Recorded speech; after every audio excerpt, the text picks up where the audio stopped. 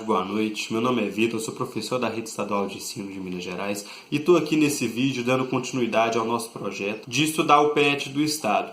Essa semana nós vamos falar das civilizações pré-colombianas, que eram as civilizações que existiam aqui no Brasil antes da chegada dos europeus, tá certo? Então vamos lá dar início.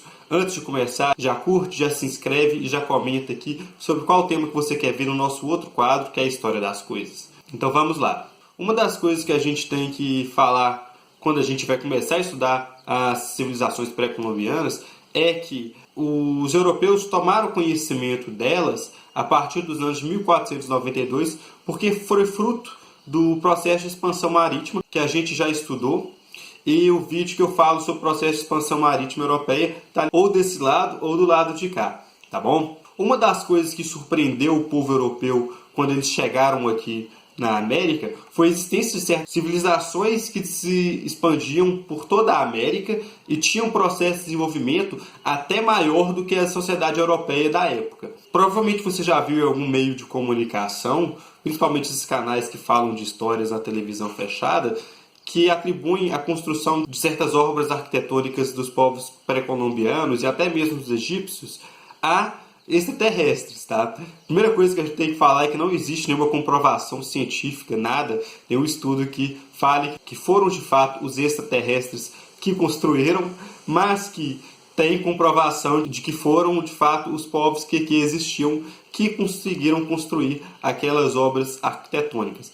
E isso é fruto de uma visão europeia de que eles eram os mais avançados da época. Aquele povo aqui que não sabia nem escrever direito, tinha uma escrita bem rudimentar, eles não poderiam ter um desenvolvimento arquitetônico, matemático tão avançado quanto eles, os europeus. E nesse rol de civilizações pré-colombianas, existem três que se destacavam, tá? Que eram os Incas, os Maias e os Aztecas. Os Aztecas e os Maias na região da América Central e os Incas na região da América do Sul, nos Andes.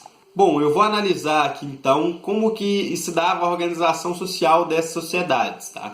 Para começar, os Aztecas eram a civilização mais avançada que existia aqui na América quando os europeus atracaram aqui.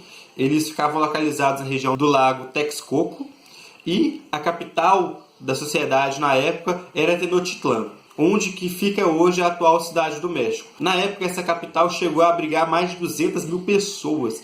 Olha só o tamanho para o século XV. Olha a grandiosidade disso. Eles tinham culto aos deuses da serpente emplumada, ao deus da guerra e ao deus da chuva. Na religião, eles também praticavam o sacrifício humano em prol desses deuses. O representante político ele era denominado Tlatoani, e quando os europeus chegaram aqui na América, o atual representante era o Montezuma II. Tenochtitlan era uma cidade bastante desenvolvida para a época. Ela já tinha uma arquitetura completa e complexa, com pontes e água encanada, por exemplo. No campo da economia, a gente tem a criação de animais. Os dois principais eram o cachorro e o peru.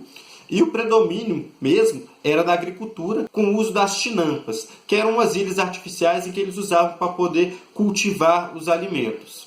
Eles cultivavam hortaliças, milho, feijão, melão, pimenta, algodão e o cacau, que a sua semente ela era utilizada como moeda para poder complementar o valor de produtos de diferentes preços na hora da troca, tá? Então, vamos supor, eu vou trocar o feijão pelo melão. O feijão vale mais do que o melão. Então quem ia dar o melão, ele dava o melão e mais um pouquinho de semente de cacau para poder complementar e ficar com valor igual ao do feijão.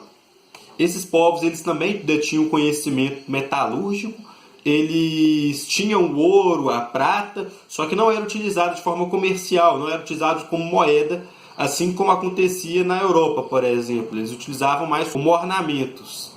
Eles dominavam com complexidade a arquitetura e a matemática, o trabalho manual com a cerâmica e até selagem. Com o domínio da matemática e da astronomia, eles conseguiram criar um calendário complexo e preciso. No campo da escrita, eles chegaram a dominar tipo pictório, que é tipo isso aqui que eu vou colocar aqui para vocês verem. A sociedade da época era organizada de uma forma hierárquica, com a presença de um governante supremo, divino, que conduzia a aristocracia, que era composta por chefes militares, sacerdotes e altos funcionários do Estado. E logo abaixo você tinha em ordem os artesãos da elite, os comerciantes, os camponeses e os escravos, que a condição de escravo era atribuída a certas pessoas por conta de crimes, de capturas em guerras ou crianças que eram vendidas pelos pais. Os incas eram outra sociedade que existia aqui na época, mas ficavam localizados na região andina, tá? Quando os europeus chegaram aqui, onde hoje são o Equador, o Peru, a Bolívia e o Chile, na região dos Andes. Essa grande massa de terra ela ficava a cargo do imperador Inca, que era a representação do Deus Sol aqui na Terra. A religião deles também era o politeísmo, só que eles não tinham sacrifício humano como prática, assim como tinha nos astecas. No desenvolvimento agrícola, eles utilizavam de terraço para poder plantar por conta da região montanhosa dos Andes. Eles também tinham sofisticados aquedutos e represas para plantar batata, milho, abacate e mandioca principalmente. A criação de animais era marcada pela criação de porquinho da Índia e a ilhama, que era utilizada tanto como alimento como meio de transporte.